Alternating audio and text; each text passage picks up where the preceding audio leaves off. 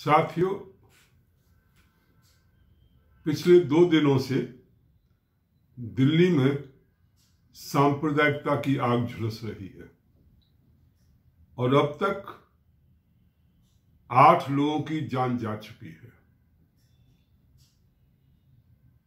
सैकड़ों स्थानों पर आगजनी की घटनाएं हुई हैं, सैकड़ों वाहन जला दिए गए हैं, दुकानें जला दी गई हैं, मकान जला दिए गए हैं और यह सब कुछ राजधानी में हो रहा है। सर्वप्रथम मैं सभी लोगों से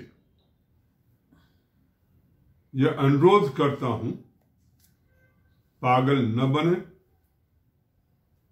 दिल्ली को शांत और सुरक्षित रखें और इसलिए जरूरी है कि हम शांति बनाए रखें। मैं सभी लोगों से अनुरोध करता हूं कि किसी भी कीमत पर शांति दिल्ली में बनी रहनी चाहिए। यदि शांति बनी रहेगी तो हम आगे बढ़ सकते हैं, नहीं तो हमारे विकास का कोई रास्ता नहीं बचेगा।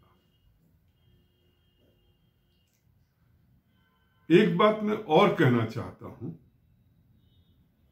कि जिन लोगों ने इन घटनाओं में भाग लिया है, दंगों की कार्रवाई में जो लोग संलिप्त हैं, ऐसे अपराधियों के विरुद्ध कड़ी से कड़ी कार्रवाई की जाए और ये कार्रवाई निष्पक्षता के आधार पर हो। जो भी दोषी पाए जाएं उनके खिलाफ, चाहे वो छोटे हों चाहे वो बड़े हों, बिना किसी भेदभाव के उनके खिलाफ कार्रवाई की जानी चाहिए। किसी को ये इजाजत नहीं दी जा सकती कि वो दिल्ली में आगजनी करे, पत्थरबाजी करे और हिंसा में लिप्त हो, लोगों की जान माल को खतरा पैदा हो। ऐसा जो भी लोग कर रहे हैं उनके विरुद्ध कार्रवाई की जानी चाहिए। कुछ घटनाएं ऐसी भी देखने को मिली हैं जिसमें लोग हथियार लेकर गोली चलाते हुए देखे गए हैं। ऐसे अपराधियों के खिलाफ सख्त से सख्त कार्रवाई होनी चाहिए। उन्हें किसी भी कीमत पर बख्शा नहीं जाना चाहिए।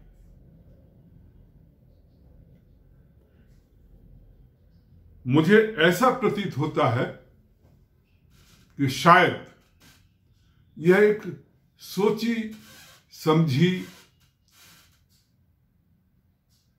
चाल थी या प्लानिंग थी, जिसके तहत जिस दिन ट्रंप अमेरिका के राष्ट्रपति यहां आने वाले थे, उससे पहले दिन और उस दिन यहां पर इस ढंग की घटनाएं जो हैं घटित की गई है।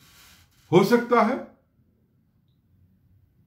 जो ये CAA के विरोध में जो लोग आंदोलन कर रहे थे, उनके द्वारा यह प्लान किया गया।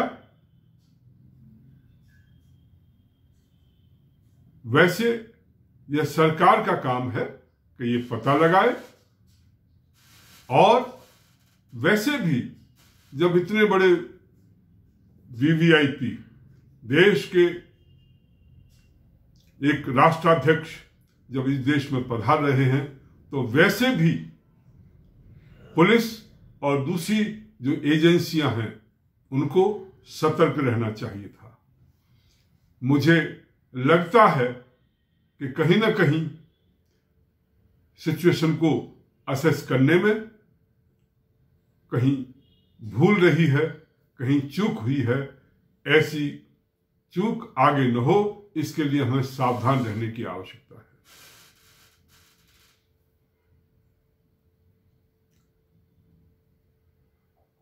एक निवेदन मैं और करना चाहूंगा कि दिल्ली में जो अभी एक ट्रेंड चला है विरोध करने का, एक नया तरीका, क्या आप जहां पर रहते हैं वहीं पर सड़क पर आकर के, सड़क रोक करके जो आंदोलन करने का तरीका, वो भी एक दिन के लिए नहीं, 2-2 महीने तक लगातार, ये तमाशा बंद होना चाहिए। ये कोई विरोध का तरीका नहीं है। विरोध के लिए दिल्ली में निर्धारित स्थान हैं, लोग वहां जाएं, अपना विरोध प्रदर्शन करें, वहां धरना प्रदर्शन करें। धरना प्रदर्शन के लिए अलग स्थान निर्धारित हैं। यदि इस ढंग की, मैंने पहले भी कहा था, यदि सब लोग अपनी अपनी मनमर्जी से जहां मन में आया बिना परमिशन के विरोध प्रदर्शन करने लगे तो अराजकता पैदा हो जाएगी। और दुर्भाग्य यह है कि जो लोग कानून का पालन कर रहे हैं उनका साथ देने वाला इस समय कोई नहीं है। न सरकार है, न केंद्रीय सरकार, न स्टेट गवर्नमेंट, न सुप्रीम कोर्ट। सारे के सारे उन लोगों के साथ खड़े हैं जो कि कानून का उल्लंघन कर रहे हैं, सरेआम कानून की धज्जियां उड़ा रहे हैं। तो इसलिए मैं सबसे अनुरोध करना चाहूंगा, और ये उसी का परिणाम है कि इस ढंग की स्थिति पैदा हुई है।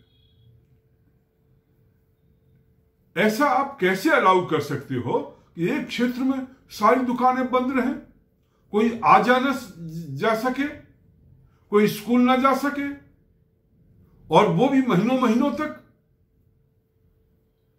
ऐसा कैसे कर सकते हम लोग? परंतु ये हो रहा है। सुप्रीम कोर्ट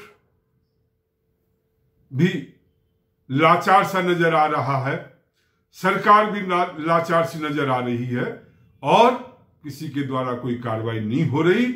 और जो कानून का पालन करने वाले नागरिक हैं उनको कानून तोड़ने वाले लोगों की दया पर छोड़ दिया गया है।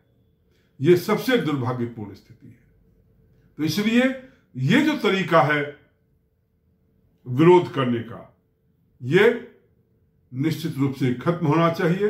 इस पर कड़ी कार्रवाई होना चाहिए। विरोध करने के तरीके हैं, उनके लिए स्थान निर्धारित हैं, और वो सभी के लिए लागू होते हैं। यदि सभी के लिए लागू होते हैं तो किसी एक पक्ष को आप किस ढंग से अलाउ कर सकते हो? और इसी कारण से लोग क्योंकि परेशान हो चुके हैं इस ढंग के विरोध प्रदर्शन के कारण से, लोगों का व्यवसाय ठप है, लोग निकल नहीं पा रहे, उनके साथ बदतमीजी हो रही है, इसलिए लोगों में गुस्सा है। और उसका रास्ता यही है। हमें इससे कोई परेशानी नहीं है कि कोई समुदाय यदि विरोध प्रदर्शन करना चाहता है वह खुशी से कर सकता है, परंतु उसका एक तरीका नहीं होता। जो तरीका सबके लिए है वो तरीका उनके लिए भी वैसा ही होना चाहिए। अंत में मैं पुलिस के हेड कांस्टेबल रतनलाल के अदम्य साहस को प्रणाम करता हूं, उसकी शहादत को प्रणाम करता हूं, जिसने अपने प्राणों पर खेलकर कर्तव्य की बलिवेदी पर अपने प्राण न्यौछावर कर दिए। और बहुत से दिल्ली पुलिस के जवान, अधिकारी इसमें घायल हुए हैं, और गंभीर रूप से घायल हुए हैं, जिन्हें उपद्रवियों द्वारा टारगेट किया गया था। हमारी उन लोगों के प्रति, उन पुलिस अधिकारियों, जवानों के प्रति पूरी सहानुभूति है। हम उनके साथ हैं। और मैं अनुरोध करूंगा हमारे अपने साथियों से, वो भी इस संकट के क्षण में जो लोग घायल हुए हैं, जो लोग पुलिस के अधिकारी, जवान जो शहीद हुए, जो मारे गए या जो घायल हैं और जिंदगी और मौत के बीच झूल रहे हैं, ऐसे लोगों के प्रति हम सब लोग मिलकर के उनकी सहायता का जो भी उपक्रम हो सकता हो हम लोग करें।